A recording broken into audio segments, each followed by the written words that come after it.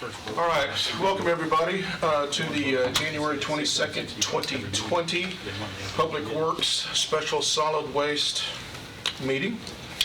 This, as you know, this is a separate but additional meeting specifically to discuss our solid waste issues in Rutherford County. And tonight we have our neighbor and local resident, Republic, who is going to give us a update and general discussion on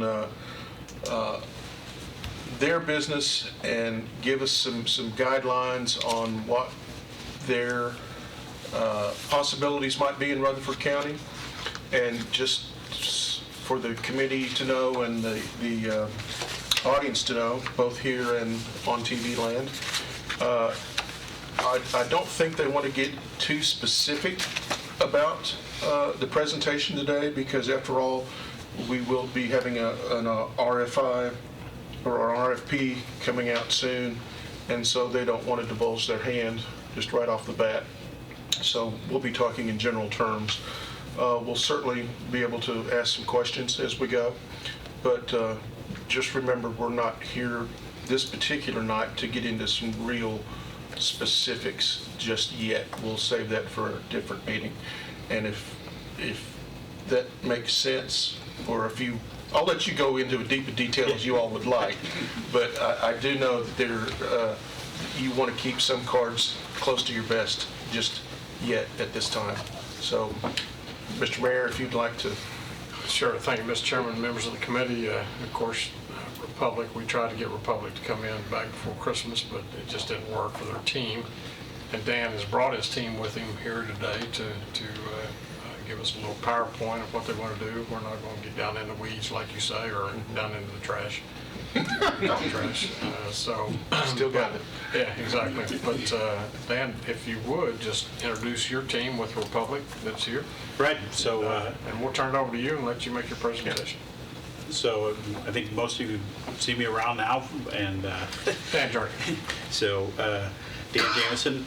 Brad Kiesling is our Director of Public Affairs, and so he's been I think a lot of you have seen him out here.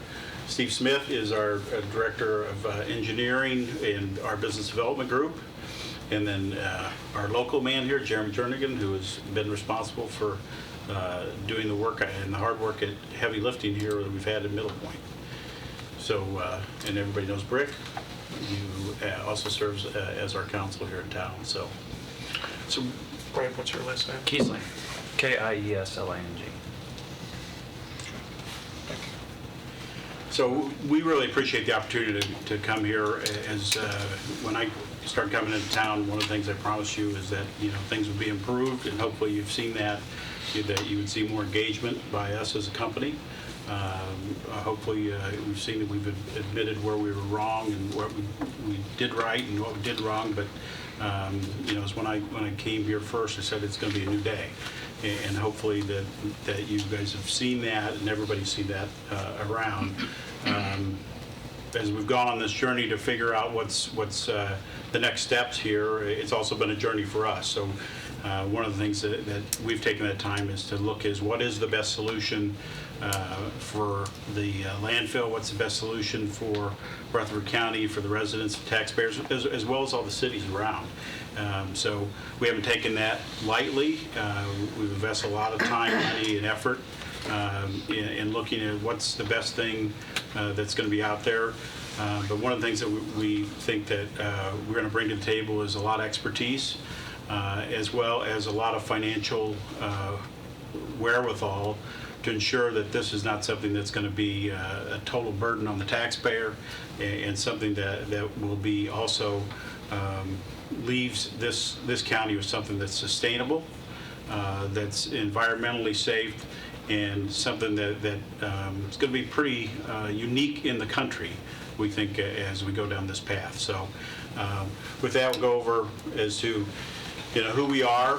I think a lot of people around have, for the longest time, thought of us only as Middle Point. Didn't know that we were actually part of a big organization here, $10 billion in revenue in 41 states, second largest player in this space. with 349 hauling facilities across, and the second largest amount of active landfills across, a huge transfer station network.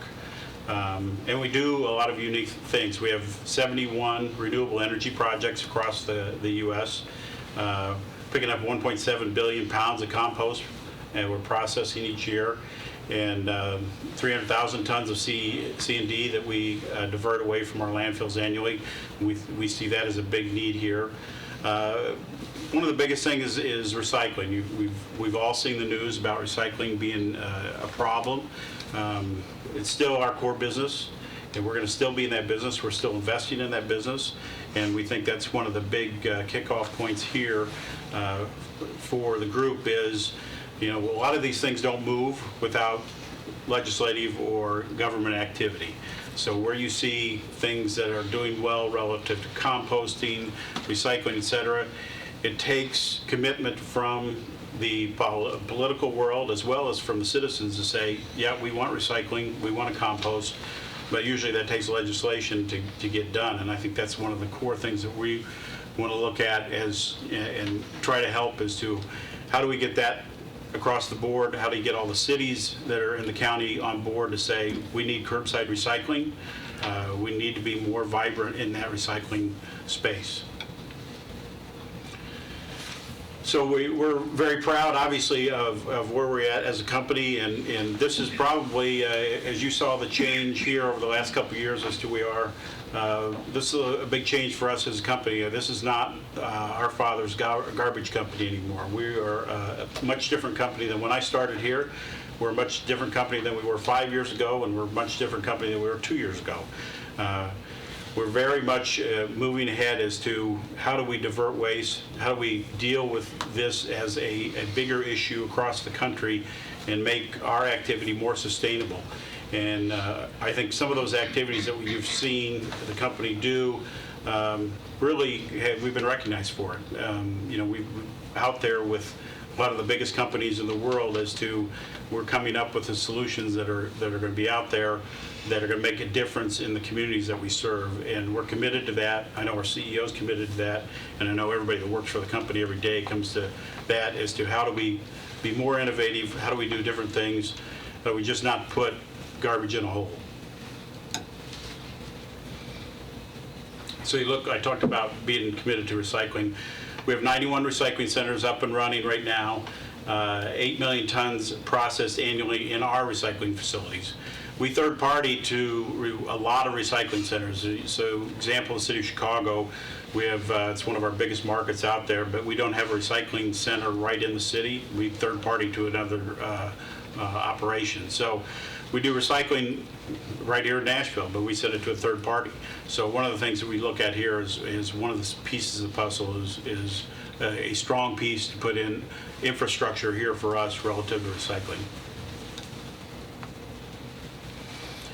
Again, you talked about composting, and this is a lot of, you see where we have a lot of composting operations, and those who visited on the West Coast saw these are our pretty extensive composting operations that are out on the West Coast, all driven by legislation. A lot of places will not do composting.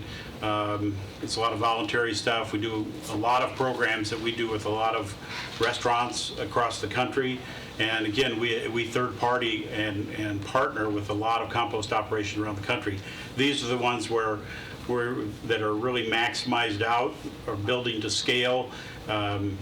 Today, the regulations came out in California to all compost or all organic waste comes out of any landfill by 2022. So it's a major shift for not only the residents but the business community and everybody in California as to how they get the infrastructure in place, and that's something we've been building out in preparation for that law passing and the regulations now going into place. So I think that's one of the things you'll see across the country. It's going to take that kind of movement to get people to move, to be committed, and to spend the money. It's not a cheap technology always. It's not a cheap thing to add that extra cart to the street, but it's something that is the right way to do given what that does to the environment. So you look at one of the things we're proud of is we talked about is our innovation. So we've got 69 landfill gas to energy projects capable of powering 210,000 homes right now. That technology is getting better and better, and that's one of the things that you'll see a lot of construction that's been going on here at the landfill, and it's in preparation for improving that landfill gas out there and looking at different projects. The other big thing that's been big for us is using landfills that are partially closed or other parts of the landfill for solar projects. We have developed with Firestone a flexible landfill panel that's being used in 2 landfills now across the country, one in San Antonio, one outside of Atlanta, that's driving power. Our San Antonio landfill runs all the power at the Anheuser-Busch plant. So it's something there that you're using our gas and they're using our solar energy there combined to put something to vital use that's out there. And then we brought to the table, and they presented here, was Fulcrum Bioenergy, and we've got a partnership with them.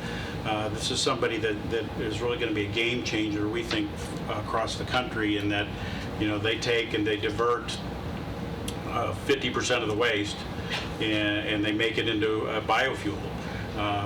The other thing is here, Fulcrum doesn't come to the table asking the city or county for any money, anything like that. They're all self-funded.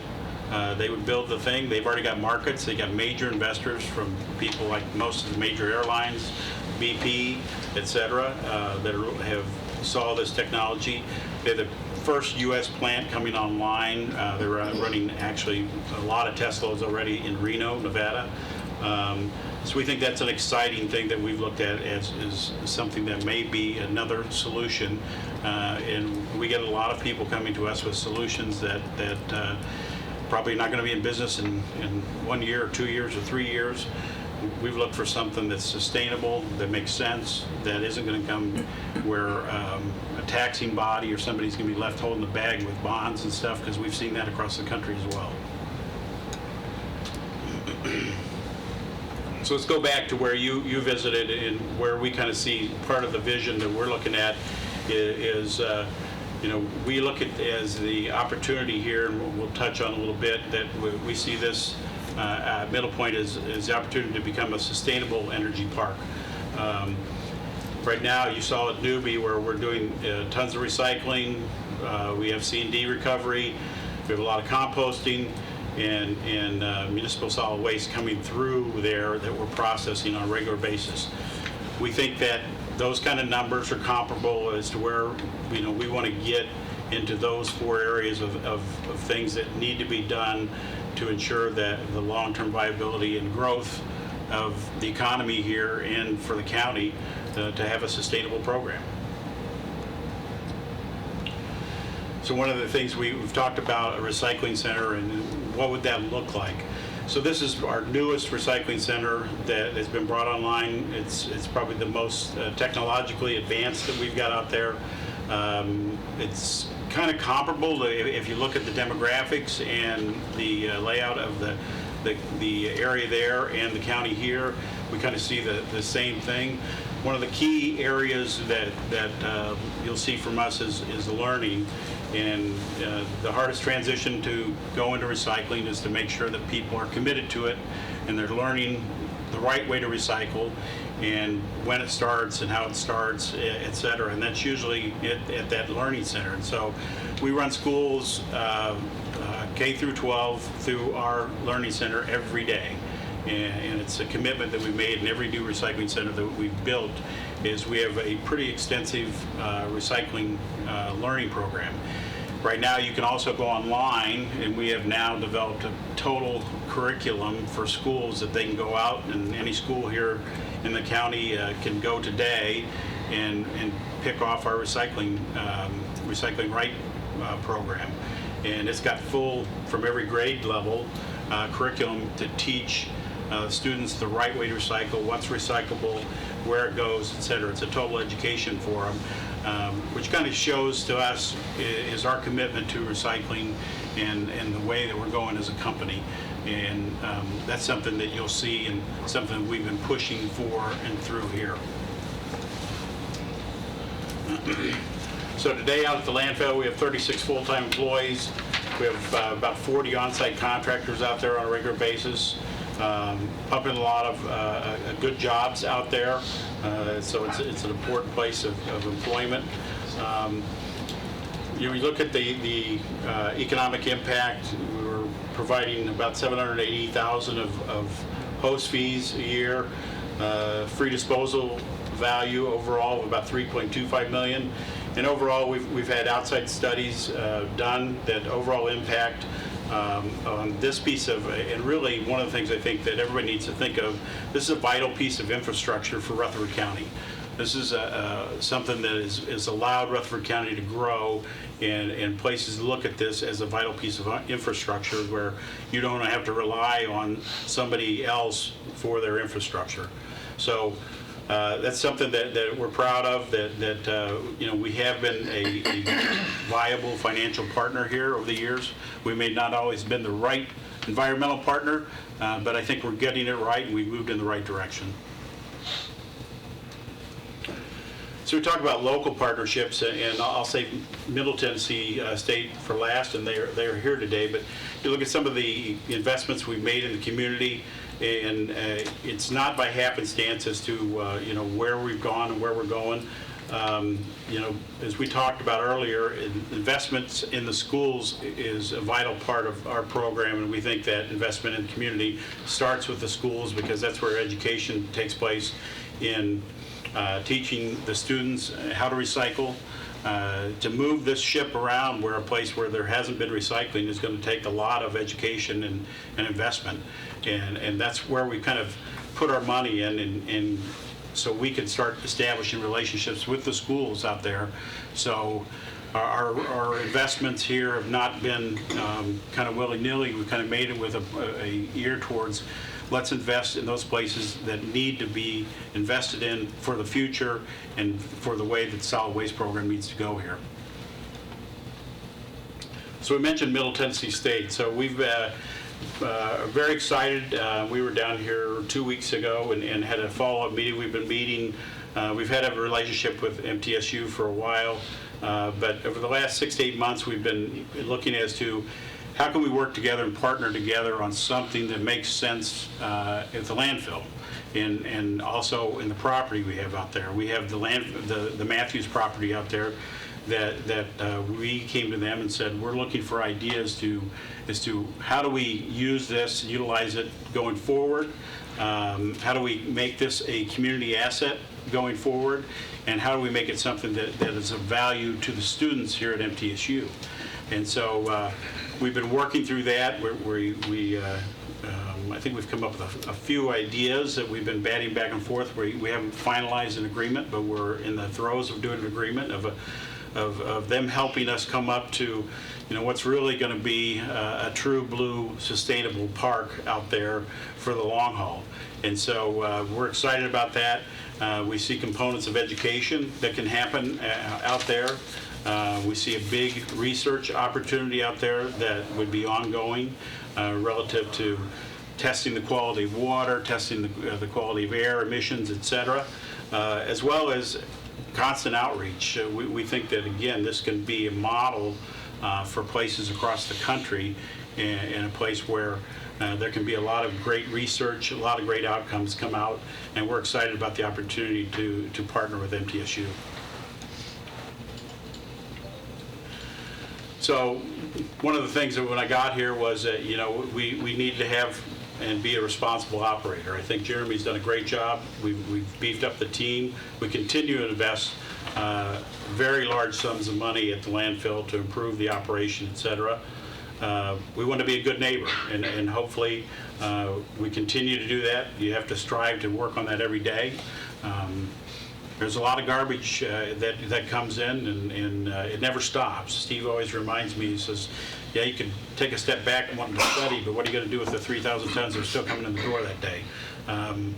It doesn't stop, and so we have to handle that environmentally, we have to handle it safely, and we have to continue to be a good neighbor. We also are committed to being involved in the community. We're going to be here regardless, whatever happens with the landfill, we're going to be here because we are responsible for taking care of it. And that's part of our commitment in working with MTSU is that, how do we make sure that we give something back to the community once it's done? And that community involvement will stay in place, and you'll see more and more of it and see our faces around.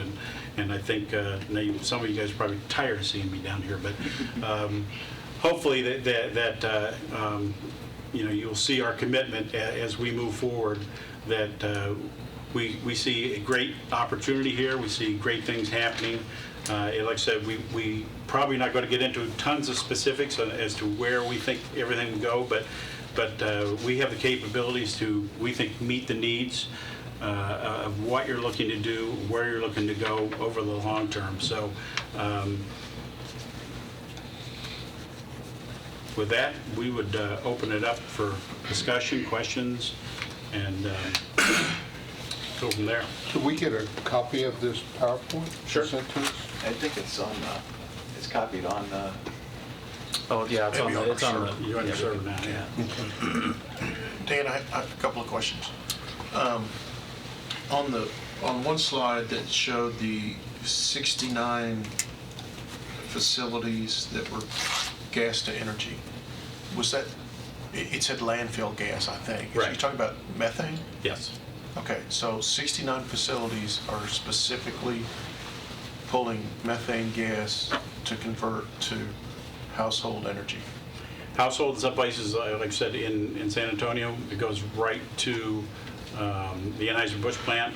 We have a egg carton plant that built next to a manufacturer built next to our landfill in Newton County, Indiana. They're taking all of our gas. Matter of fact, they're doubling the size of the egg carton plant this year, and they're taking the gas too. So we've got some kind of different innovative projects that we're working on there. Okay.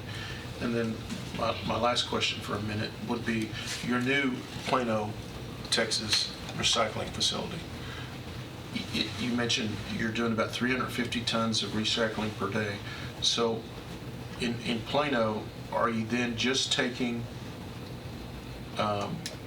recyclables from the green curbside bins and taking them to Plano? So you're not real. It's commercial, so it's commercial, so it's from businesses and it's from curbside. Okay, so I don't want to say there's not a lot of sorting, but primarily it's just recyclables that are going to that facility. Right. Okay, all right. Okay. Gentlemen? I missed the Fulcrum presentation, and I'd kind of like an overview of that, and then too, with Fulcrum in mind, what are the possibilities out at our landfill, the counties? We don't know whether I don't think, Steve, that they've ever mined a landfill per se, but they would take the, essentially, instead of the trucks going to Middle Point, they would go to Fulcrum. Fulcrum would then process all the waste, and they make it into a, let's say, we'll go to the engineer, go through the process there. yeah, most of what they're getting out is they'll, if they, either we put a MRF on the front end and pull the metals and the cardboard and the plastics, the 1s, 2s, and 3s off, and then they'll take the rest, and they'll take all that film plastic that's hard to deal with, the hard plastics that nobody really seems to find a use for, and that's what they're mining out of it. So I think, Commissioner, you were asking about more of a dirty MRF. They're going to be, they're going to be taking the straight up MSW. As far as mining a little landfill, I think it's not going to be. Most of the organics are going to have been broken down, and they really like it to be as dry as possible. So I don't know that they would look at that. I don't want to speak for them. Commissioner, when they made their presentation, the gentleman flew in. Right. And we can get you the I think copy of the he was presentation. from California, but Right. it was interesting to see all of the partners who have invested into Fulcrum, from the Department of Defense, Japanese Airways, United Airways, Republic, your competitor, Waste Management, actually has invested more than you all. Right. Yeah. When you see the breakdown of all the different companies, because they see a great opportunity of making JP4 jet fuel from those plastics, they told us that they would need about 20 acres in order to build that type of refinery. And we have about 20 acres. Would that include the MRF? No. The MRF would be on us. That would be on them, and then they would transfer that to the 20 acres that we have, that as adjacent to a railroad spur and also a natural gas line, which could be converted into a natural gas line, and it's in an area that's already zoned commercial, which is the old property that actually Mac had located, and he was going to build his, in the last administration, they were going to put the garage down there, but that would be a perfect location for this type of facility. But you said it would keep 50% from going into the landfill? That's about what That's their estimate. That's their estimate of diversion is 50%. Well, after that 50%, is that 50% that's not diverted, that's supposedly going to the landfill? Well, Can that be composted or You would- something else? Well, that's figuring that you're not doing recycling and composting. So you're going to take another chunk of the waste stream out if you're doing curbside recycling and you're doing composting would really bring those numbers to where you're going to get up to, everybody's goal, California's goal was 75% diversion. With those kind of 3 bolt-ons, there's a vision where you can get there, where you can get to those numbers that make sense. Without those 3 major components, it gets harder. I think Vanderbilt just announced they were going to a zero waste program, and they came back and said there's always going to be waste. There's going to be they said at least 10%. It's got to go somewhere, and that generally is going to have to go to some kind of landfill. That plant there is supposed to be coming online in Reno any day now. So I haven't talked to them over it since the holidays, but Yeah, they told us in Yeah, so January sometime. I think there should be an opportunity to either see it online or actually go out there and see it. I don't know, but I'm interested in seeing it myself. They've not produced any fuel yet, probably. They've done. That was my They next question. have done small batches, yeah, but they haven't done it at a large scale like that plant's going to do. That plant is going to be a third of size what they're proposing for Chicago, and what they would do something down in the Nashville market would be 3 times what that one's going to be. So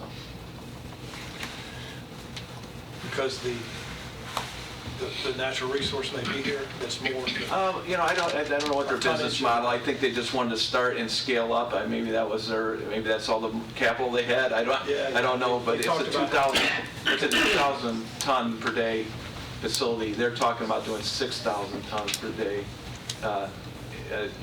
In Chicago. process in raw material or waste in, and then if you get 50, they need 3,000 to run the actual plant. Mr. Chairman, could we have him come up and sit with us? Oh, I'm sorry. Now everybody knows what it was. On the trash that you buried today, how long would it take before gas could be collected from that trash? We're seeing that happen now, so you're going to probably see some construction. It was in February, where we're digging up for more gas lines. It's ongoing now. Yeah, it's ongoing right now. So we're getting to that point where we're going to be able to extract the gas. We talked this week with our gas people about putting an RFP out for companies to come bid on building the plant to process it so that we can put it on the grid or sell to somebody else. So we'll have, our gas people will expect to have at least 6 bidders, they said, that will probably want to bid on a project like this. It's an in-ground collection system then. We've already got the collection system. That's what we've been building over the last couple of years, and now it's going to be to where we want to put it into the grid. So we put it into you put it into either turbine or other places where you flow it out.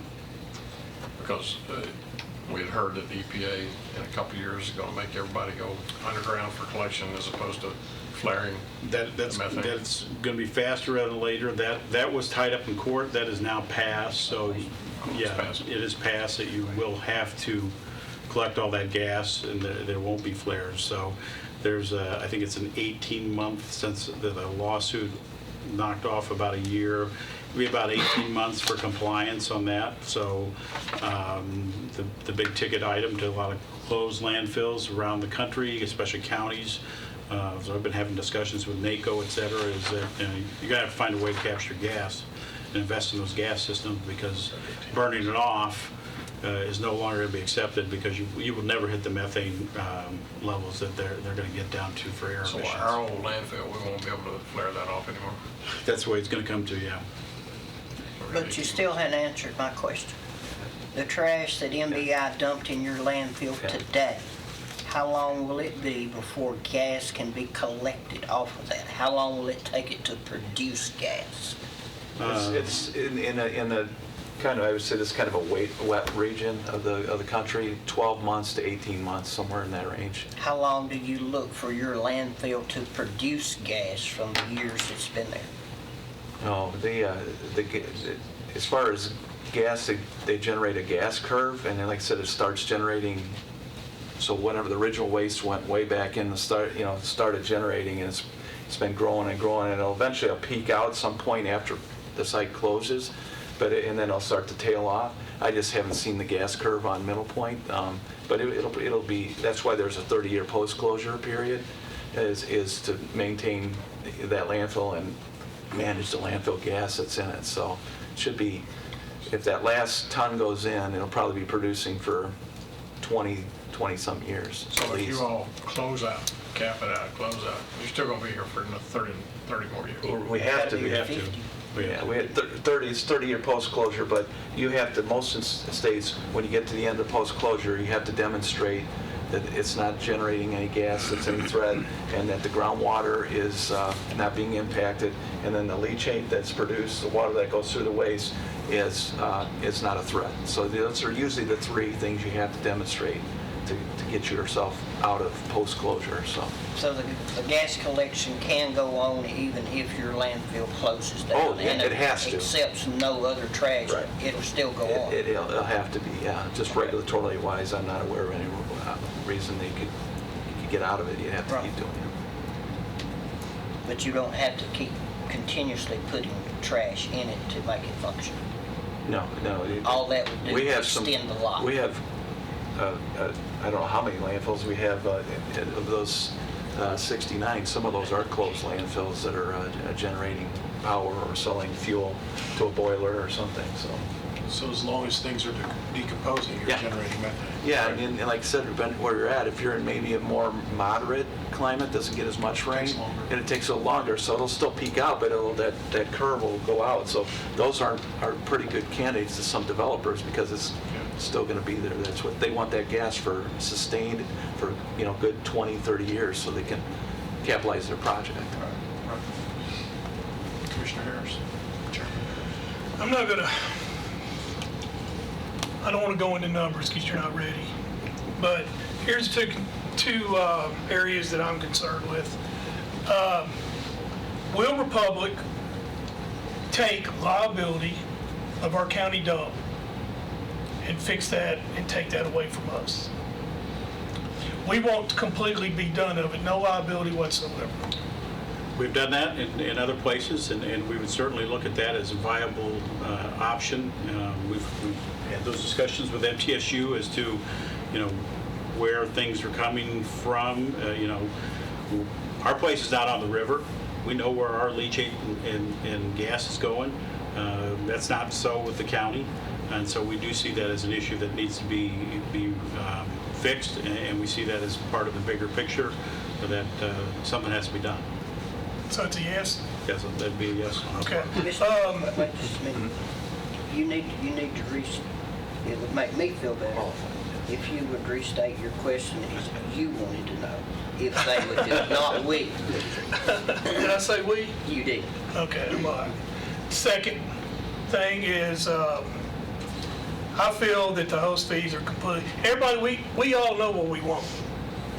Everybody knows the mayor did a presentation. I know I speak for a lot of the community. We know what we want. But we also know that you had to make money. So here's my question. The host fees were enacted in 2005, I believe. So to me, they're completely undervalued. Would Republic, did I say that right? Would Republic, Don't use weed. I got you. Would Republic negotiate those host fees? Yes, we'd see that as overall operation. You know, obviously the other thing here is that you're probably one of the last bastions in the country to get free disposal. So there's obviously a cost to that. When that deal was negotiated, I don't know what the population here, but it wasn't what it is today.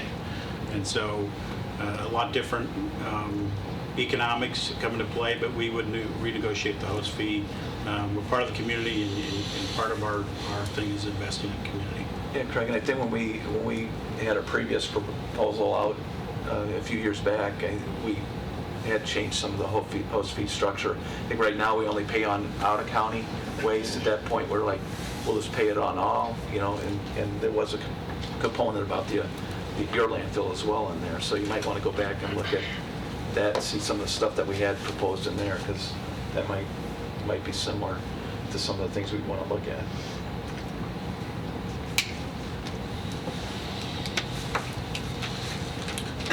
I've slept since Fulcrum made their presentation. Remind me what goes into that 50%. We've already talked about plastic. Yeah. I think it's I mean, if you remember, he passed around a sample. So I remember it did have paper, and I think it's when you go to material recovery, I don't know how many have been to one, but there's those trommels that come off there, and there's a lot of bits of paper and small pieces that go through the trommels. So it'll be a lot of stuff that you can't really send to a cardboard. It'll be bits of cardboard, bits of paper. I'll probably still be some the 1s and 2s and 3s plastics, the LDPE, PPE, and that Mixed paper. Mixed paper. So it's organics. Wood, I think, is acceptable.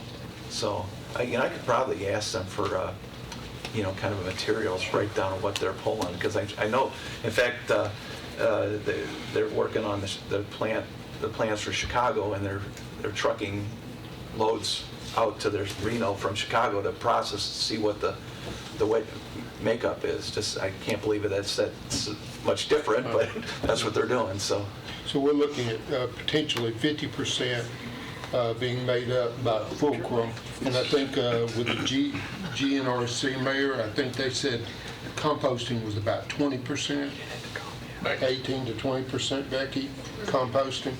So that puts us at 70%.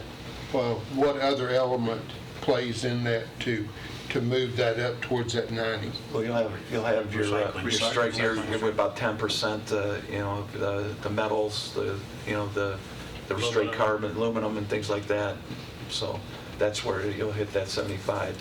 The composting sounds a little high to me, but again, that's just because that's probably when they do a waste study, that's what they're saying is 20%. But to get that 20% out is not that easy. So it initially may not be get that high, but technology's getting better every day with this stuff too. So.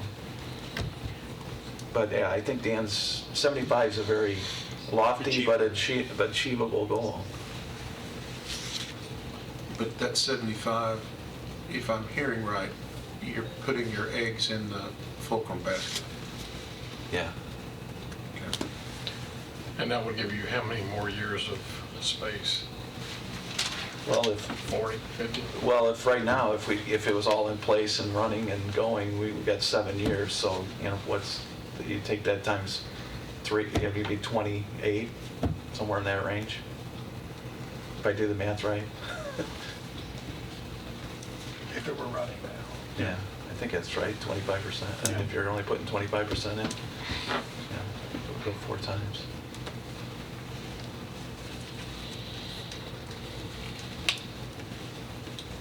Anybody else down there? Sure. And I don't know if this is getting down in the weeds or not, but how much volume would you have to process to make all this work?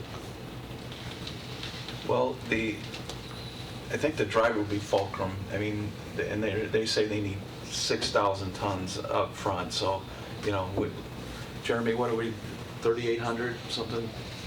On a high day. Yeah, 30, so 35 on a so slow. let's say we're half of that. They've got to find another, 3,000, which there is in the market. There's obviously another big player in the market, a couple big players, and they probably work that out. But somewhere in that is what they'd have to look, at that 6,000, I would say.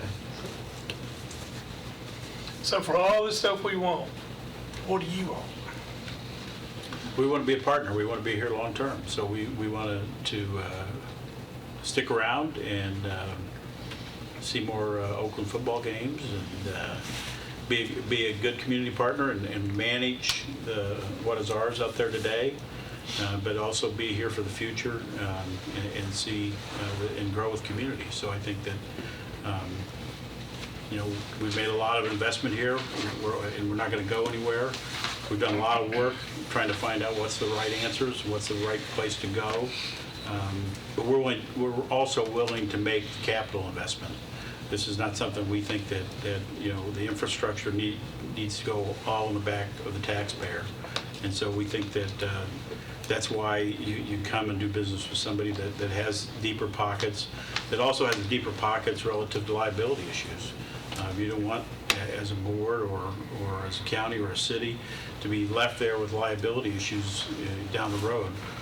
That's what we do every day.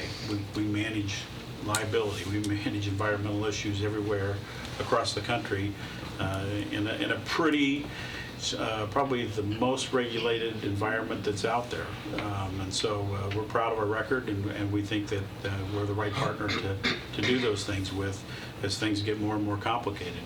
So it's not going to get any more easy in this business. It's just going to get more interesting. So we look forward to it. One comment I was going to say, we're taking in approximately 3,000, y'all are taking in approximately 3,000 tons per day right now. And that's a lot of wear and tear on our highways. If you double that to 6,000 tons a day, I mean, I don't want to put up with that kind of infrastructure upkeep, the amount of traffic that's on that highway over there now, and the others, and I know. Can I interrupt you? Sure, go ahead. The 6,000 won't come down to Middle Point. The 6,000, there'll be two, they do like a hub and spoke. They'll have 2 processing facilities somewhere, probably up Nashville. Maybe they'll put one down here in Rutherford, I don't know. And then they'll have their plant that takes the 3,000 from those 2. Then the residual, whoever the 2 partners are, will take it to their disposal facility. So we'll be taking the 3,000, cut in half, 1,500, plus whatever else we take out of it, and that will come down here to Middle Point. So, Well, that's where I was headed. yeah. So the Follow up on is, they're saying they needed 20 acres from us, which I think we've got 20 acres, but if not, we know how to get it. So you're saying that they would not be bringing that amount over to Middle Point? Now, whatever, with the rejects or whatever go through the facility that can't be recycled or used in their fuel process, or if they develop some sort of, they take organics and pull organics out, then that would be what's left over. So you would have to bolt on anything you want. If you want to get organics out, you'd want to have that either curbside removed from the waste stream. You really don't want it mixed in with the waste, because otherwise that's just going to get processed and probably end up at the landfill. So you're going to have to bolt on any diversion on the front end of Fulcrum's process, because once they go through it, whatever comes back out of their plant will most likely have to be landfilled. So, Mayor, so maybe the math might be a little off there. If you're saying you're bringing 3,000, you cut it half, then maybe we're doing a 1,500 into the landfill, so maybe it doesn't go up to 28, maybe it's 20 or something, but, you know. So if we decided to bring Fulcrum in, I envision you putting a MRF over at Middle Point, is that correct? We haven't really decided where that's at. We also own property in the entire area, so we're not, you know, we're doing traffic studies and things like that because, you know, there is saturation point. But a MRF is part of this. Oh, yeah. Yeah, oh, yeah, Right. yeah. But we don't know Hopefully exactly where it's going to go. composting too. Yeah. Well, I mean, I would suggest on a railway, but, you know, that's something maybe Right. mentioned, but. Yeah, when they make the fuel, they rail it when they're done, so their final processing plant, I think they prefer to have rail access. You mentioned partnership, Dan. Would Republic be interested in a P3, a public-private partnership? Right now, I'm writing checks. Mac sends me the POs. We're spending about, Mac, $300,000 a year just to recycle our tires. Not to recycle, but we're paying a company to come pick them up. We're collecting them, and we pay $300,000. It seems, and we're paying about $60,000 a year on glass. And our glass pick glass, between $50,000 and $60,000 a year. It's instead of having to pay somebody to pick it up and take it, and I don't know if they're throwing it away, they're recycling, but if we possibly partner, and I'm spending $300,000 and buying one of those huge monster chippers and there's machines that extrude the steel belts from tires. Partner on that. Yeah, we've talked about that we've also talked about that with MTSU about that as to, you know, what are solutions that are out there to deal with the tire issue. Obviously, the glass is a big glass issue that are out there, and MTSU's got a great reuse program on the concrete side. So, you know, those are things that we've been looking and doing the research with them on to say what are their other uses are. And also, we see it as a driver of economic development. So one of the things you're seeing today is the lack of markets in the recycling side. You know, we're doing the investigation now. There may be times where we may go in and we may build our own paper processing plant on our own just because we don't have an outlet. So we've been looking at that. We've partnered with some people that there are now 9 old mothballed paper mills across the country that one of our partners, that was our partner in China, has come back and opened and are coming online. So, you know, we see a need. Like I said, we're not your father's garbage company. We're looking at those opportunities for growth opportunities for us, but also a way as to how do you bring a lot of that capability back to the U.S. For those opportunities and ways to make things more sustainable. The tire issue, glass issue, and those are things that we're excited about when we had discussions with MTSU as to, you know, you guys got the research components, what are other things that can be done and you know, to be viable for other things that may pop up that we don't know about today. So if I heard you right, which to me is fascinating, is your vision then you take your recycled paper products and cardboard and now you just send it back to your own paper mill and create cardboard boxes or We sell it on the market, so we kind of make it totally circular economy for us. It's a great idea. Do those new paper mills smell anything like the old ones? They do. I don't want They used to always smell like really, I know there was one in Jacksonville, used to be downtown, and it smelled like really bad coffee and some other stuff. Other than our trash, what would be your expectation of our partnership? Well, as I mentioned right up front, the first thing is that the county and the cities have to come together and say, we have to institute curbside recycling. We have to institute, and this is legislatively, composting. And I think those are, you know, components that also, you know, Max got the reclamation centers as to, You know, people that don't have curbside, those have to be managed, and how do we manage those moving forward?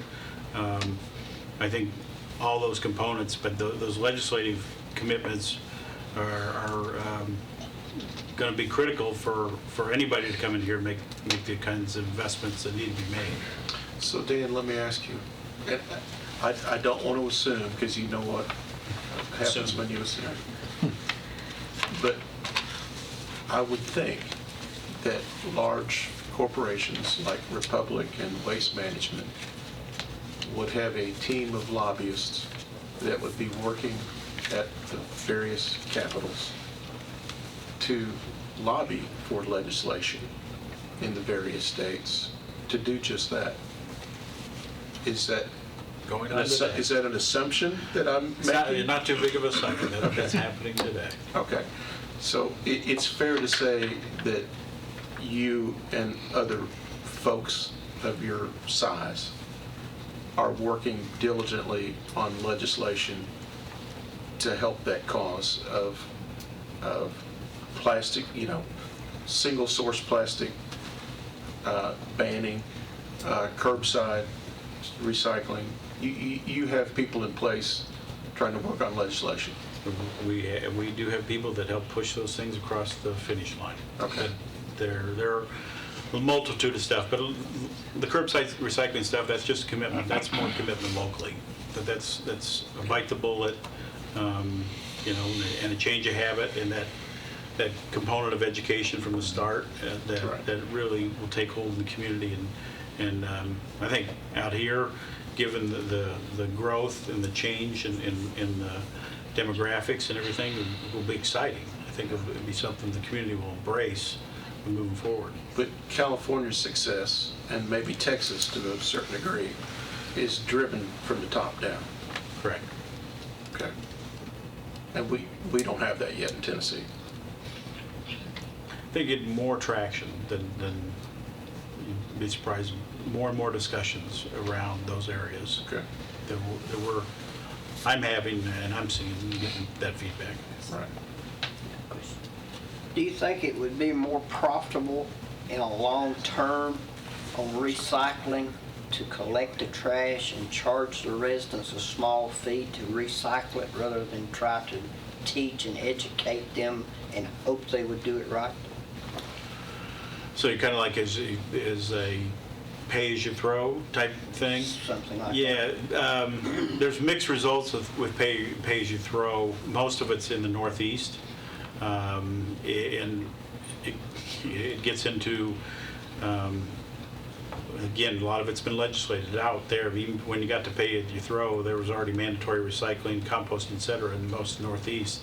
And so it's kind of, I see it as an evolution. You got to evolve as to where you can get there. Can you get there? Sure, but it's not going to be the first steps, I don't think. You said mandatory recycling. How do they enforce it? They actually have people that will go and tag people's containers. And that's happening all over as the recycling issue has popped up across the country. There's a lot of cities that are going around and have full-time people that just go out and spot check on people's containers and see if they're recycling or if they're just taking all the recycling and throw it in the garbage and vice versa. And they tag them, and you get a couple warnings, and then you start getting fined. And also, they're looking to make sure they're putting the right materials in, because a lot of the problem, they're putting the wrong things in there and contaminating the load. Mayor, this may be something you might want to comment, but as far as the big picture, you're talking about curbside collection and recycling. What is are you thinking just the municipalities, or are you thinking countywide? And if you are thinking countywide, we still have quite a bit of rural property. I mean, is that even possible? Yeah, I don't know what the curbside is. That's where the drop-off centers come into play. Okay. To take the place of, Right. for the county? Yeah. Okay. Where you actually have a curb, then, which is mainly in the cities, that you can have some type of curbside recycling, but out in most of Commissioner Piercy's district, there are no curbs. And, It's a long way between driveways. You have to focus on major subdivisions, Yeah, it's multiple going to have to be homes, subdivisions where you got multiple- streets and curbs and where you're going to be able to do that. And then, like Dan said, we use our convenience centers for those people who live in the rural areas from Eagleville or Rockwell to go to those facilities. But there's going to have to be some teeth put into it that everybody's going to have to buy into it. The day of what I continue to stress is the people in Rutherford County, we haven't been paying anything. It's been free because that was negotiated back in the 90s. People all over the whole country, as you said, Marvin, one of the last ones. People all over the country are having to pay just like a utility bill to dispose of your waste. I don't want to argue with you about it, Yeah, and I don't want to hurt your feelings. that's okay. I get hurt every day. It's been free for us taxpayers' money coming out to pay for it. As far as the devastation it's caused to the north end of that county, it likes a whole lot being free to those people. Well, I understand that dollar-wise, it's been free to all the citizens from Murfreesboro and Rutherford County. We don't pay when Max trucks pull up, we don't pay tip. And many times because of we haven't done a good job of educating, and that's what we're getting ready to do. I think Mac and Ashley are working on a new program to start educating at the convenience centers. What was it, Steve? The new logo that we've got? Recycle Rutherford Right, because we don't do it right. We've been recycling, but we don't do it right. So as Becky talked about the Jif peanut butter jar, they throw it away with they don't wash out the peanut butter, and when they throw it in the bin of plastics, Mac has to come pick up the whole load and take it to the landfill because it's been contaminated, the whole load. So we've got to start educating all over the whole county. We're going to do it right. Yesterday, she spoke at the Men's Speed Board meeting. Yeah. If Commissioner Cush and this commission, we're going to be aggressive on this. We want to make a decision pretty quick. That's how he's done it. That's why we're doing all these meetings. So say we do a business with you. How many years would it take for you to build the facilities that we ask? And how long would it take for Folk? Folk can probably be on a 2-year window. We can build a MRF in 9 to 12 months. What about compost? Even a shorter probably period for composting. It might take longer to get the permits on some of the things sometimes than the Yeah. actual build them. So that would be, when we talk about a partnership, that would be working with TDEC to push things. So, some of that, we've done some groundwork on some of that stuff already with TDEC. So that's kind of the timelines we look at. Dan, I think what this committee's done and the Commissioners Committee has been working on, striving on, is we decided that we wanted, they voted on it, we'll put out an RFI, and then we'll progress into an RFP, where we'll actually take proposals. Everything goes. Anything that somebody wants to bring and put on top of the table, we got a call from Waste Management just last week. They show some interest. They know they can't compete with you, but they said they might be able to compete in composting. They might be able to compete in processing. It's an old friend from BFI days that used to work here. He called, and I don't think I'd recognize him. It's been 30 years since I saw the guy, but he called and talked to Steve. Said they would be interested. So we've had folks talk about composting. We've had the folks from Waste-Away from up in Warren County come and talk to us. There's all kind of options that we are putting on top of the table. So like Commissioner Harris says, we want to get aggressive. We want to do something and move forward. So when we put together that, and Becky from GNRC back here is helping us put together our RFI. So we'll get that out to everybody and then come back with some real hard numbers and start negotiating with who we choose that we want to do business with on the RFP. And we'll go from there. And if you think of something that we hadn't thought of, Yeah. you know, we want to see that. It's all hands on deck right now. Well, that's where I think the fulcrum thing came from. We were just, you know, about sometime last year, we were just starting to talk to them. I think it was like in March, and so I mean, it was like, and I said to Dan, I said, we ought to bring this down, see what you guys thought of it. So it was. I was impressed with it. Yeah. If it works.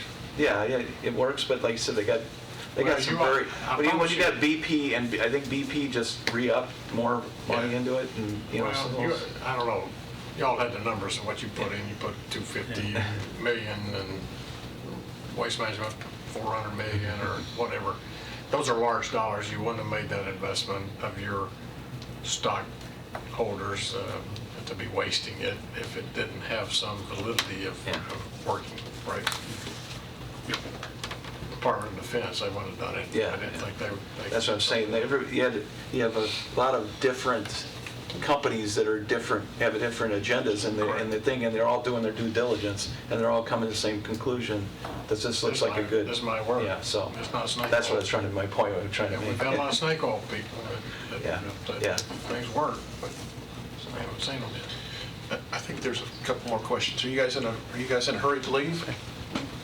Okay.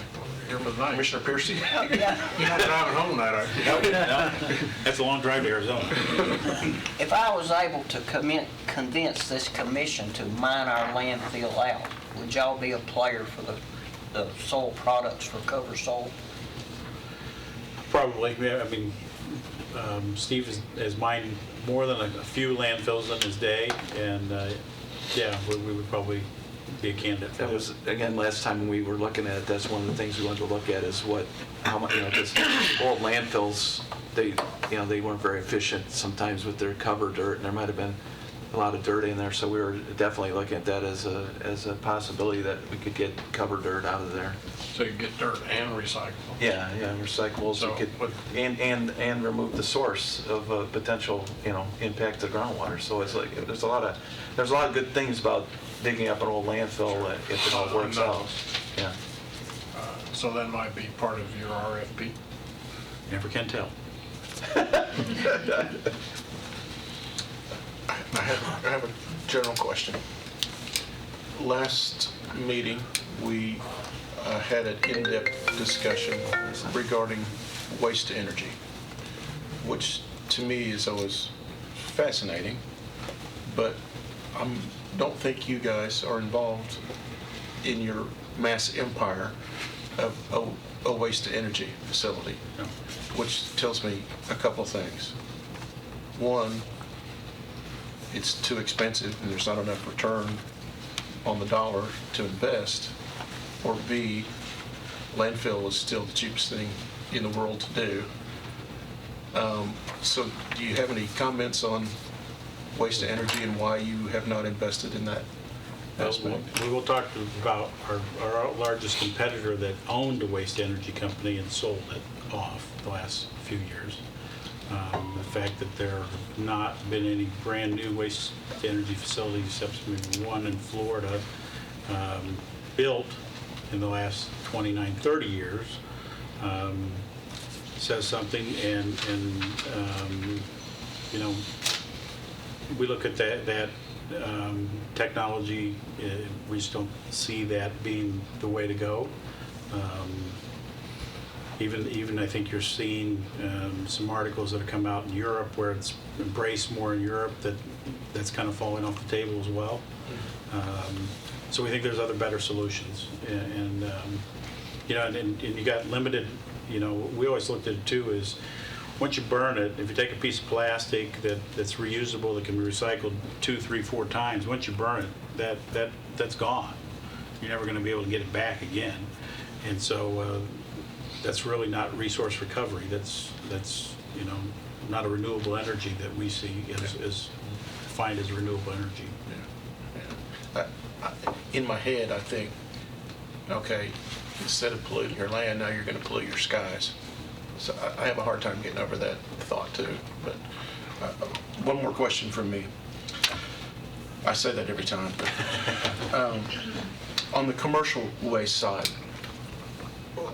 I know as a body and as representing the county, we don't really necessarily have to involve ourselves in the, anything other than residential waste. But looking at the big picture, is there any commercial, industrial, or medical waste that we would be both sides of the table here, would need to stay away from? Is there anything you wouldn't want to touch, or we wouldn't want to advertise as? We don't touch medical waste, and Okay. we don't do, and we'll never do haz waste. Yeah. But industrial locations do what's called special waste. They're classified and done as special waste. But those are probably the medical and hazardous waste. The real specialties, real different ball games, totally different regulations, everything else. So if we had an industry in Rutherford County that produced some kind of a special waste, we would have to look at those individually and determine Right. whether that could be used with any system that we go with, or would have to be considered a hazardous. Well, or you just go around, you don't even bring it, that would just, we would go through, we have a acceptance protocol that, so they would test their material, prove that it's not hazardous. That's why it's called special. You're just making sure that it's not hazardous, and it needs to be approved by our special waste department. I don't know if I don't know if TDEC approves here, but they'll at least see reports of what goes in there, and then it would be approved, just go direct to the landfill. Okay. So I don't know, Jeremy, how many you get a lot of special waste compared to that in that 3,000 plus tons? Well, I couldn't bring it down to Yeah. a tonnage, but yes, on a daily basis, we would receive some. Like TDEC 10% maybe? TDEC does approve all that. Yeah, okay. Well, I'm not gonna say we. I will say that I have exceptions to what I would accept coming in as far as waste goes to the county.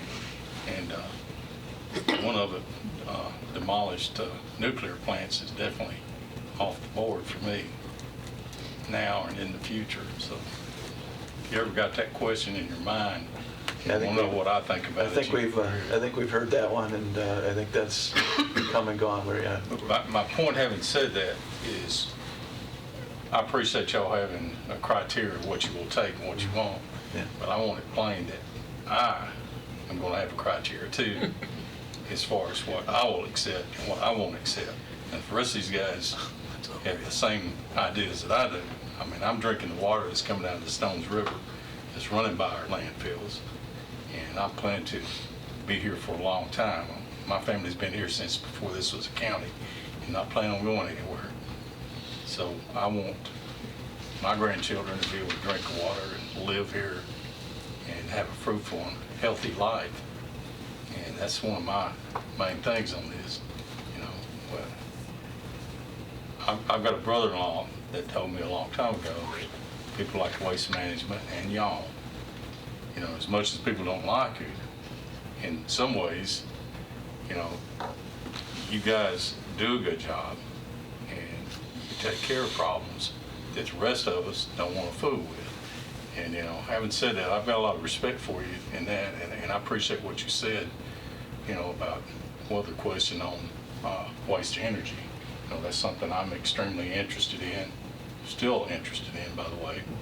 But y'all have a better perspective on it than what I do, and I appreciate y'all's knowledge. And I'll say this to the committee: anytime I've called these guys and had questions for them, they've been very responsive and they've been good to answer and good to work with. So I appreciate that, and thank you. Thank you.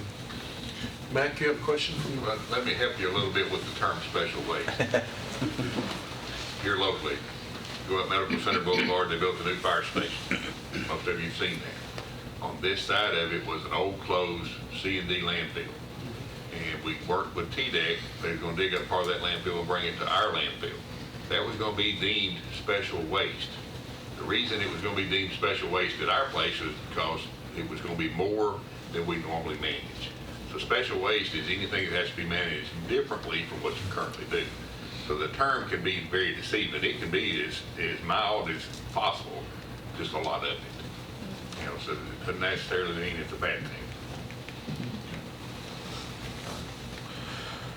we have a wonderful opportunity here. Any more questions for Republic? I've got one. Out of all your landfills, are there any close to us that are in the same situation that Republic landfill is in, nearing closing? We got one, Alabama, Alabama. Yeah. That's the closest one? Yeah. No other one in Tennessee? No, I mean, we have a couple in Memphis, and they have quite a bit of 30, airspace. 40 years left. Carter Valley, I think we've got an expansion Just right got now, expansion. a small one. I think that's got 20 plus. What's the Madison. yeah, Jackson Madison. Jackson Madison's I think got- it's got quite a bit. So yeah, I don't think we have anything that's nearing closure. Any of the other counties that's bringing trash to Walter Hill, have you been to any of those counties to see if they would be interested in having a landfill? Can I take the Fifth Amendment? He waited till the end, didn't he? That would be Becky, when was the last permitted landfill in Middle Tennessee? Last class one was early 2000s, I think. I'd have to look that up. But there hasn't been There one hasn't in the been last one. 20 years, Not lately. and probably not likely in the next 20. There are other options. Yeah, there are other options, but a class one permit is just, everybody has the NIMBY in my backyard, nobody wants it. But they have the process of obtaining it. That 10 next to that B, they didn't get that by cowing down. They got it working for them, I guarantee you. Yeah, I think Lebanon has one that's actually permitted.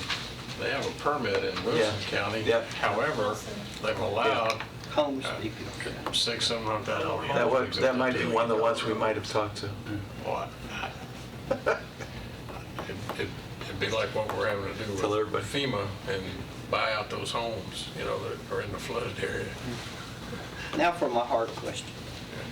7 years, you're full, you have to close, you can't put any more trash in Walter Hill. Are you gonna quit, or are you gonna open another landfill somewhere else? Are we gonna quit? Well, we would never quit because we're not closing anywhere. So we don't know where, we by 7 years, you've seen where technology has done the last 5 years just on this little phone. So things can look a lot different in 7 years. Are you trying to gear completely away from burying trash?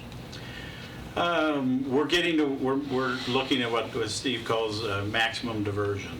So, as we looked at it, you see the stratification of the waste stream. Things that went into the landfill, 10 years ago, 20 years ago, electronics and things like that. So you see that, and it's all kind of stratifying out that's out there. So there's different areas that we're going to play in. There's going to be areas that we're going to partner with other people that doesn't make sense for us to be in. We're not an e-waste handler of electronic waste. There's other places that companies that deal with that. So we kind of look at those segments of the waste stream, and those are the big decisions above my head made or where we're going to play and where we're not going to play. And some will be in, some we won't. There's a really cool e-waste partner in Laverne, Tennessee you all need to talk to. Sims.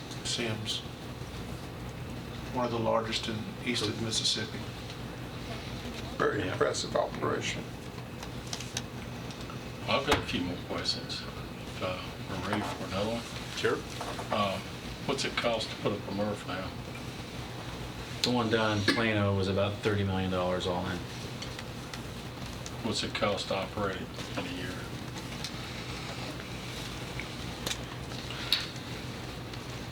Well, you look at processing, so the way that the industry's gone is you charge a processing cost per ton. And then what we've been doing with a lot of the cities is when you can get money out of the commodities, there's been some kind of split relative to commodities, but we've got processing facilities, depending on what the loads are, from $85 to $120 a ton. of cost for processing a ton of recyclables these days. And then, if you can make money off the commodity, so that's kind of how we look at, what it costs to run it. So you know what your overhead is built in with your people. Right. And understand that part of it, but you don't know what commodities you're going to get on a regular basis. Right. All right. What about a composting facility? What's that going to cost to put one of those up? The one out at Newbie Island was a rebuild. It was about $3 million from the front. So it went from the front part of the landfill to the back part, and included if you'll remember, the airflow that was underneath each compost pile. That process was about $3 million. So about $6 million on that particular one. Give or take, yeah. And what about Y'all revamped that old. cost Right. of operating that? That was going to be even more expensive because of the amount of, as Dan talks about, every time you touch waste, there's a cost associated with it. So that one, depending on, again, how much material you get, could increase the cost. It's out there, I don't remember the exact numbers, but say it's $75 a ton to process it times 250 days. What? Quick math. Oh, hey, my head's, I'm done with numbers. I can do it on my phone. It's millions to operate. You just say, hey Siri, what is this? Yeah, there you go. Or Google or whatever, not to be. About 2 million. I think it was somewhere around there, yeah. But it's in the millions to operate it, yeah. And any idea what these fulcrum plants would cost? Is that, I understand that they finance You know, their own. they may have told us roughly, but I just don't, I don't even throw a number out because I don't know. Yep, They have a website, Fulcrum. they told us, and I've got it written down, Okay. but I've got it downstairs somewhere. But what I like about it is they build it. Right, they build it. Oh, yeah. We don't invest in it. Right, and neither do we. Right. It's just a partner. But if you could check their website, I don't think there's any numbers on there about their costs, but there might be. So how soon are they going to open their first one up? I know you said It's taken loads. It's taken loads. They'll probably go full bore this number. They've been doing test loads for the last 3 months. Yeah, So actually since October. Yeah. Start seeing fuel this first quarter. Yeah. See if it's gonna work. And where's that location? Reno. Reno. I wanted to see what would be in that plan.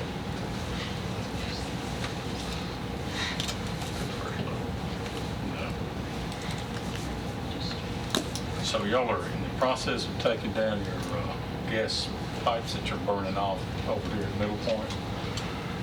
Well, we still, like I said, we still have to find a partner to do take our renewable out there. That's why we were going to RFP that. So You're gonna bid it out. We're bidding that out. And so what we're doing now is making sure the gas system's all ready to do that. So until that, we still have to, we're still responsible for flaring. No, So that's being- I think we just add. We have an additional enclosed flare that actually lit for the first time this afternoon. Yeah. So more gas being produced, another flare to control that, to burn it safely. And then as the landfill, as you have more cells that are built, you have to include that infrastructure as you go. So it's actually the landfill gas system expansion, not a contraction. But as we look at partners to potentially come in and use the gas, there are things you can do on the front end to prepare for that. Well, I thought I heard you say that legislation requires you to shut them down within, what, 18 months or? The flare, you have to reach a certain air quality level. So some of the technology we're using now will enable us to reach some of those levels. So Still keep a flare going.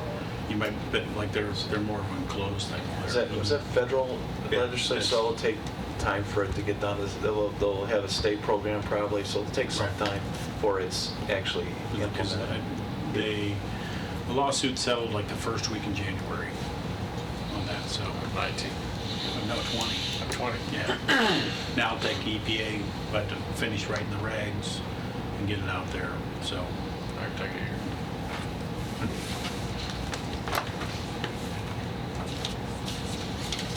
All right, any more questions for Republic? It's been most entertaining. Thank you very much for And your I'm time. entertaining in the way of knowledgeable. That's good. We certainly appreciate everybody's attendance and the audience as well. Everybody has interest and everybody's a stakeholder. We're all curious as to what direction we're going. And it's always good to hear from somebody that's been that's been a stakeholder with us for decades now. So we appreciate your attendance and look forward to your real proposal. And without any more questions, I will dismiss you guys and thank you again very much. Safe travels back home. Thank you. Thank you. And Becky, I have one question for you. So when these guys clear out, if you wouldn't mind coming up for a second. So I just wanted to show you it's on the screen here. That's where the presentation is. So it's loaded on Thank you. Thank you. We'll keep it in-house. Okay. And Chairman, I just want to How are you? Hey. talk about my takeaway from Republic. I didn't have a lot of questions. I felt like the committee asked a lot of great questions. But I think more of the benefit was for this conversation was that the partnership is viable. A request for information and ultimately an RFP, it gave me confidence that that there are organizations that will respond. Yeah. And if our RFP includes us hiring somebody to mine our landfill and still own it, or we don't know how that's going to shake out. I mean, Steve's got some great ideas. But ultimately, I just think an RFP, a request for information and request for proposals, it's time. Yeah. We just need to narrow down what are the informations we request. So I think it's going to be very viable. Yeah. Which is why I'm bringing Becky to the table.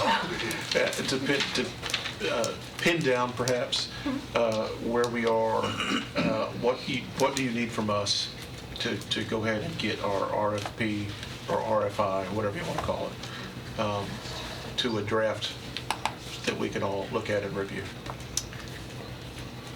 There are already some notes on paper. A couple of the things that you'll have to decide, and you don't necessarily have to decide them right away, but at some point you'll need to look at which volume it is you're looking at. Obviously, it will list all of these options or all of these functions of a solid waste system for an integrated system. So the way that I've envisioned it is for it to be very general. But basically, you're saying, this is Rutherford County, Tennessee, this is where it's located, this is our population, this is the volume of residential waste that we manage on a daily basis, on an annual basis. And then from there, basically leave that open to say, if you were in this situation, based on your technology or what you do, how you do it, what would your recommendation be or what would your idea be? So that if you have a waste away, they can choose the materials that they could manage for their piece. So all of a sudden you say, okay, well, they can manage 25% of this total, so now we have this other 75%. You're going to have a matrix of sort at the end. So you're going to have options for composting, recycling, landfilling, waste to energy options like waste away, and that type of thing. But to leave it open for any of those options to come forward and offer you the information to help you make those decisions, to help you look at that overall. And my recommendation has been to not to ask for the dollars on the front end, because I think you need the dollars, but I think you need to look at the technology and look at that for a long term. The other thing I have mentioned is if you have folks that come forward in the RFI process, you're able to go ahead and make some decisions when you get to the RFP. So if you look forward and you want all of the options you can get, but if you look forward from the RFI and you say, well, everyone can come back and propose, then you've started all over again. So at some point you have to decide where that limit is. Okay, we're going to do an RFI. Anybody come to the table. But do you allow those people to actually propose or bid at the end, because all of a sudden you've started over? Does that make sense? A little bit. So if you have a list of, say you have a list of 5 companies that come forward with the RFI, these are the things we recommend. Even if one of them just says, I can do 20% of what you want. Even if it's a small portion or even if it's one function. Even if it's Southeastern Compost and they say we can compost these materials. So if you have 5 companies that come forward during the request for information portion, at some point you have to say, okay, well, it's only those 5 companies that can come to the table with proposals or bid, or you've started all over. And that's not to limit it, but that's to say at some point you have to make a decision to then move to the next step. Go ahead, please. Yes, sir. Mr. Chairman, we met Becky, Mac, myself, Steve, and what's the gentleman's name? Jeff Postel, we'll try it. Jeff Postel with Triad Engineering Firm. We met on January the 8th. Start to put together for your committee some questions and information for the RFI that we might be able to put together. We were going to plan on coming back to your next full committee meeting and requesting, I think Jeff is going to run some numbers. We're going to have to run some core samples on our existing landfill before we put out an RFP to at least let people know. And he said he can go all the way down, he can drill down to past, Drill down to bedrock. go down to bedrock to find out what was put in there since 1989 or 1990. We need those samples to give to whoever wants to come in and do what you were talking about, Commissioner, of possibly mining that out. Nobody wants to crack it open unless they know what's in there. Is he an independent contractor? Yes, he's our contractor that works for us at our landfill currently. The numbers he's called me with is depending on how many holes through trash we want to make. He assumed 10 and got with a contractor, and he had a hard time finding a contractor that was willing to mess with us. But roughly $80,000, almost $8,000 a hole if you're going through trash. Now it's $1,500 to $2,000 if you're outside the trash, it's going through the dirt. And then they would, once they drilled the hole, they would put a slurry mix on top of it to keep it from shooting back up out of it, whatever pressure or leachate would be in that.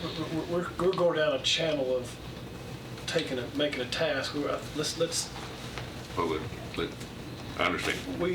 That's one of the RFIs, in my opinion, an RFI. So let's come back. You started your recent comments with you can bring to us as soon as our next meeting, whether that's next Wednesday or whatever. Start to get this checklist down that we could start honing in on what are our independent RFIs that would lead to ultimately some RFPs. There could be many RFPs. So come back out of mining the landfill. When can we have this information? That would give us a checklist. Is that what I just heard you say?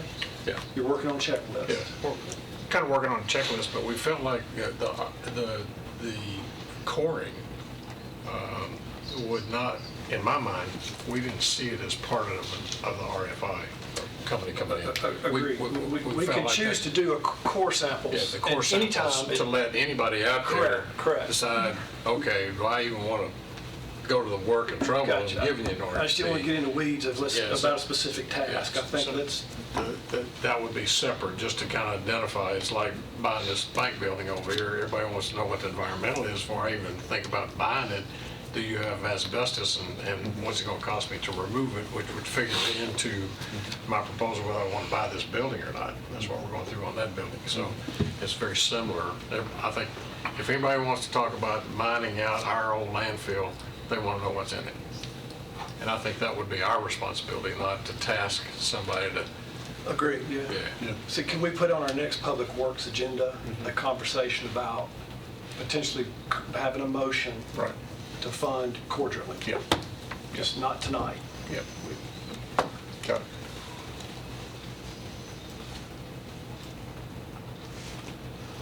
So meeting date for them. Yeah. What's your next meeting date? Likely February 3rd. I'm sorry, February 4th. Last week I was asked to get in touch with Doc Holliday, which I sent him an email that night and have not heard back from him. So I doubt we're going to have a meeting. Yeah, so we won't have next Wednesday, we will not have this, That's Sorry. Skip line. We'll like skip one. holidays, the Redstone Arsenal. yes, waste energy. Waste energy. Right. And So our next meeting will be our regular Public Works meeting, February 4th. So no 29. No 29th meeting. And you had, you and Mac and your civil engineer that you use as a consultant and one other party, Becky. and Becky And Steve. and Steve, y'all have We've been already meeting started, to we put met together. on the 8th and started putting Is the term together- checklist or, It'll be a draft. It'll be a draft Okay, that okay. we'll bring back before your Okay. body. That's So- action. So I'm just- you'll be ready with that draft on February 4th? We can be, or I can be. That's our goal. Okay, all right. And then when the committee receives the draft, what do you think we will need time-wise? And I guess the question is, will we need any assistance from industry to help cipher through, maybe Becky, but do we have the bandwidth? How do I say this politically correct? Do we have the bandwidth to understand what we're going to see in the draft to be able to get the RFI? Yes, you will. my Okay, opinion is, okay. if I think it will compel us into a next step. That will be closer to, like Steve and I, to take action. Yeah. So I think we can absorb that information and take a next functional, proficient step, Okay, getting close to an RFP. all right. And I would just encourage you to ask questions. I mean, if there are questions, ask questions, and y'all are pretty good about that. Okay. That's the key to it. We're good at asking questions because we don't know anything. That's good though. But it may lead And that helps to, us learn what we need to help you understand. that information may lead to a Wednesday meeting with the agenda of that topic, so that because Public Works has a pretty good agenda without the Get that out to you. priority of this, so Get that out to you. it's up to the chairman. We can get that up. Part of the decision-making process needs to be made fairly soon, is how much garbage are we willing to try to handle? You know, state says we have to be able to handle the residential waste. We don't need to worry about commercial and anything else. So right now, we're not managing all the waste within the county. Are we going to gear up to manage it? Correct. That's a decision. And then, you know, we've talked in the past about how much waste is needed to make a facility viable. That's going to help those determine, all right, we've got this much waste inside of Rutherford County, we're going to need to bring this much into Rutherford County if that's the way we're going to go. Those are the decisions that need to be made pretty soon. So the draft will be pretty self-explanatory. It will require a matrix of decisions to get to that point. Because ultimately, I do not want to send out an RFI that is so general that people won't understand it. And I don't want it to be so detailed because I'm personally don't have the bandwidth to get it so detailed that I can ask the right questions to make sure people understand what we're talking about. I think she's on 5G. Do what now? She's on 5G. She's on 5G, okay. Excellent, okay, cool. I just want to do it right the first time. That's my concern. I want to do it right the first time. Well, and that's why everyone takes a peek at it, and then before you ever put it out there, you Right, okay. So it'll take multiple meetings. Deputy to the mayor asked if we wanted to receive that checklist or matrix prior to the meeting. I just heard him ask that. If you have it available prior to the meeting, I would send it to the committee for review, yes. We're gonna try Okay, to get it all right. done for y'all, so y'all can look at it, review it, have some great questions, and tweak it that night. Okay, all right. And Becky, if you have a standard list of questions, or you and Mac have a standard list of questions that need to be answered because of this RFP, send those questions out too, that we can deliberate on. for sure. Hold our hand. Since we have one possible participant, how long, Dan, would it take from an RFI to an RFP? Would it take, say, Republic to put together an RFP? That'll kind of give us an idea of, we're looking at April? Yeah, I think Lower than that. to get somebody to do it right, you're gonna at least want to have a 90-day. 90-day window. Yeah. Okay. 90 days from the time they receive one, We're from the time that we The day decide it's to put out the published. RFP. it's So published. the day it's published, Yeah. and when it's polished and in the paper, ready to be published online When for they people read, to when they respond. read it in the paper, they say, oh, man, I got 90 days. To submit a number, Excellent. but it could take us 90 to 120 to get the, Yeah, to to get a polished to document get out. it to where it needs to go, to the street. It's not gonna To get it to happen, where you know, you it's want gonna take a while. Yeah. We've been on this journey for 10 years already. so Yeah, and we don't want to be Longer than that. impulsive now, but I just know. We've been kicking the can I'm down the eager to road since see- 1990. But you know what? We're the group that's gonna crush the can and stop That's that. right. That's right. Dadgum kicking. We're going to recycle again. And recycle the can. Thank you. Thank you, Steve. The mayor said that. Oh, thanks, Mayor. All right. Anything else? Thank you all for your attendance. You have next Wednesday off because you've all been so good. We'll see you February 4th.